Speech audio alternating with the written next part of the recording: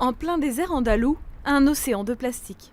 Sous ces 40 000 hectares de serres agricoles poussent les tomates et autres légumes qui inondent l'Europe. Du soleil et la mer à proximité, des conditions optimales pour produire beaucoup. L'offre est aujourd'hui telle que le prix d'achat de ces légumes par les supermarchés a fondu. Pour que je rentre dans mes frais, je devrais vendre ces tomates 80 centimes le kilo. Aujourd'hui, la grande distribution me les achète entre 40 et 50 centimes. Pour tenter de couvrir ses coûts de production, ce maraîcher cultive encore plus, quitte à faire chuter davantage les prix. Un cercle vicieux dont il ne voit pas d'issue.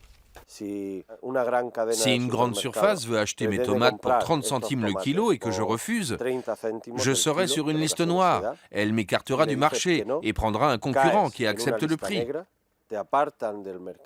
C'est une manière de me sanctionner. Sanctionner également ces Africains sans papier qui travaillent dans les serres pour un salaire de plus en plus misérable.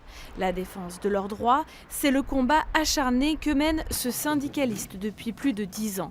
Il reçoit aujourd'hui un travailleur qui vient d'être mis à la porte. Pour tenter de faire des bénéfices, les agriculteurs sacrifient les travailleurs. Ils arrêtent tout simplement de les payer ou les renvoient du jour au lendemain. On n'a aucun moyen de se plaindre. Il faut juste obéir et travailler 3 heures, 4 heures ou 16 heures comme le demande le patron. À la lisière des serres, ces Espagnols ont choisi de cultiver eux-mêmes leurs légumes à l'air libre. Ils déplorent les OGM et les pesticides utilisés par l'agriculture intensive, mais refusent pour autant de jeter la pierre aux maraîchers. Si ce système de serre n'existait pas, vous mangeriez quoi en Europe? Il n'y aurait pas assez de légumes. Le vrai problème, c'est qu'une mafia de 4 multinationales s'accorde le droit de fixer des prix et de mettre sous sa botte des centaines d'agriculteurs. Face à la pression de la grande distribution, Andrés, le maraîcher, a décidé d'arrêter peu à peu les tomates et de faire pousser des pastèques, un fruit encore peu produit en Espagne.